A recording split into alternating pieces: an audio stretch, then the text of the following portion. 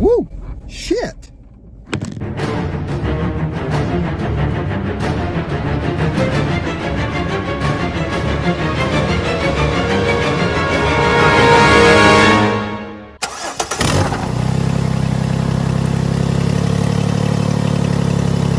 Welcome back to the channel.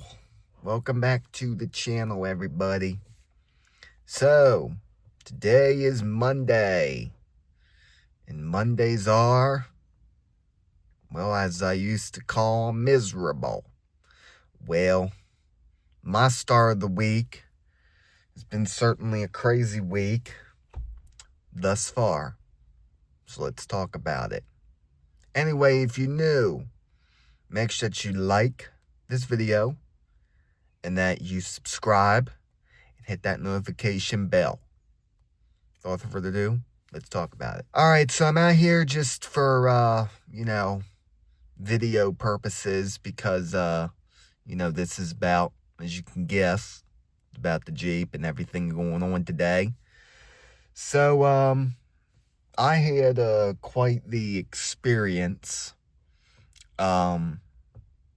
today because I had to take dogs to groomers, right? And it was raining, tornadoes, thunderstorming, you name it. Now, this is a little bit sketchy to drive in the rain, because even though you got these all-terrain tires and stuff, this still slides around. And when I was on the road, hit the brakes a little bit because it slowed down going down the hill. And I could feel the back end doing this. Like it was starting to almost veer out a little bit. So I know that they replaced the front brakes, but they didn't replace the rear ones. So I'm guessing by the next time I go in for an inspection, they can have it looked at, or else it's going to have to be taken care of a lot sooner, because we can't have it veering or weaving or whatever whenever you hit on the brakes, because that can cause some problems. And, people not very patient when they are behind this, they're all like, oh my gosh, you have a JK and you're driving as if this is a rear-wheel drive sports car convertible. Well, it's pretty much how it is when it's in rear-wheel drive, two-wheel drive, I should say. But anyway, let's get into the story. All right, so the drive there, it was storming and stuff, very, typical weather stuff, right? Well, it didn't end there. So I come home, then I go pick him up, and I was at an intersection not far from where I'm at. The car in front of me is making a left turn, and then the car in the opposite direction of that intersection also was making a left turn. Well, when the other car turned left, when the car in front of me turned left, the other car turned left a couple seconds after they turned left. And they cut me off because I was going straight. Now, I didn't honk or anything because there ain't no point of honking. There's just no point of honking. There's just no point. You know what I mean? They cut me off, and there's just nothing I can do about it. So anyway, so I put on the brake, and then this Jeep Compass gets behind me, right? And I hear like a, kind of like what my horn does when it locks. And so I'm thinking, like, is the person beeping at me because I had put on the brakes? Because the person almost got hit, Because, yeah, I mean, I could have been rear-ended, or I could have hit the person turning and cutting me off. Either way, it would not have been good for either person. Because if the Jeep Compass had rear-ended me, that front of that Jeep Compass is going to be messed up. Because I got that spare back there. So it's going to mess up the front of their car. And if the other person cut me off, well, they would have a huge dent in their door, but either way, they probably say it's my fault, saying, oh, well, he had the red light and I had the protected green. Well, guess what? At that intersection, there is no such thing as a protected green light. So you can't try to pull that. Well, yeah, that's what happened. They cut me off. So yeah, so anyway, so at the next light I hear the beeping, and I'm wondering, don't be beeping at me. I didn't do anything. All I did was stop at the stoplight like I was supposed to. I don't know what they're beeping at me for. You know what I mean? I don't know if they're beeping at me because they're trying to get my attention to shoot me the middle finger or to show me, one of their ducks in the, I don't care, I mean, you're not in a Wrangler, so the whole Jeep Wave thing doesn't really apply to you, because, I'm trying to drive, and then you're trying to get my attention when you're behind me, beeping the horn. That doesn't make a whole lot of sense. When I'm driving, I don't have the time to be looking around at every car that comes by. Otherwise, I'm going to be distracted. And that's not good. Not unless you want me to run in the back of you when you're stopping at a traffic light or something. You know what I mean? So you don't want to be distracting me, right? So yeah. So anyway. So we go pick up the dogs. We're headed home. And well, it doesn't end there. So there was this lady in a red minivan, right? Or was it maroon? Something like that, yeah.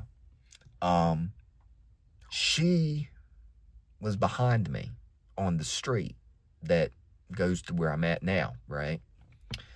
And I turned left, and whenever you turn left from a street that goes uphill, this thing rocks around pretty easily. So whenever you're making the turn, you like lean to the right, and you lean to the right, and then you're trying to, go up and accelerate and stuff. Yeah. So anyway, so she's behind me. She follows me all the way up down this street that I turned on. And then I turn on an area where it leads to the driveway, right? So then she follows me up there. So I pull in, right? And she pulls up behind me, blocking me in. So I'm thinking, like, what's going on? I mean, you have some random person following you home and pulling up behind you behind the driveway and blocking you. Well, there's only a few reasons why some random person would do that. A, something happened on the road and they need to get your attention. But if they were doing that, they'd be flashing the high beams. They'd be trying to get your attention rather than just following you home. And I know that they can't be following me for a road rage reason because I didn't do anything. So, and there would be no reason for anybody to follow you home for no reason, right? And nobody would need to follow you home unless something had happened or whatever, or they needed to talk to you. Now, why would this, you know what I mean? Nothing had happened. There was no reason for them to be following me. And so anyway, so she gets out. She goes and talks to somebody across, from the driveway. Goes and talks to somebody across the driveway. So I park, and I realized I'm not up far enough, and I already shut the engine off, so I had to turn the engine back on, pull up, and I can't see anything in front of me, so I have to pull up. So I pulled up, and the lady, and I get out and I'm looking to see how close I am to the thing here. And the lady goes, and I get back in, and I'm assuming lady yelled in my direction, "Are you leaving?" I'm like, and I didn't answer. I just pretended like I didn't hear it because it had nothing to do with me. You know, I'm parked. I'm here. If I was going to leave, I was going to put it in reverse, lean out the window and say, "Can you move your car?" But I wasn't leaving. I was just parking, and this lady knew that. And I'm thinking, what the heck? You know, what the heck? Do you not have any situational awareness? Or, I mean, what's going on here? So I'm freaking out, like, like, I'm just there trying to park. Well, I ended up being parked crooked a little bit. I'm parked a little bit crooked. I was actually going to think about fixing it, but I'm like, I don't feel like backing up and reparking just for something stupid, If I have to go somewhere next, then I'll fix it then. There's no sense on me reparking every time I'm parked crooked. I'll just repark the next time I have to go somewhere. There's no sense on doing all that, right? So yeah, that was a bit of a crazy thing. So anyway, so after like 5 or 6 minutes, she left, but she was having a conversation with somebody, I'm like, isn't that just weird? You get followed home, and then somebody pulls up and blocks you in, like right away. And you're thinking, oh my goodness, why would somebody be blocking me in? Why would somebody be pulling up like that and following me home? I mean, isn't that just a coincidence? Isn't that just a coincidence? You just follows me home. Just, isn't that strange? Yeah, I think that's strange. So yeah, so then I had to drive the dogs, and the windows were down, and I was putting the windows up, and I'm thinking, am I scared of the tent being illegal? No, the tent is not illegal. The tent is clear. The only part that's dark is, maybe I might be able to show it to you.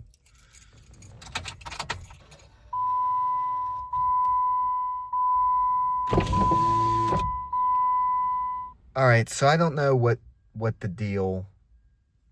Oh, I need to do that so my battery don't die. Is my door shut all the way? Yeah, it should be. All right, so the tent. There's like a little dark spot at the top of the window there, and the rest of the tent is clear, like you don't even know that it's tinted. So I was a little bit concerned, like, what if they think that my tent is too dark at the top, thinking that my tent's illegal? It's not, because the tent's not even that tinted. There's like a little dark spot at the top of the tent, and it's probably legal tint.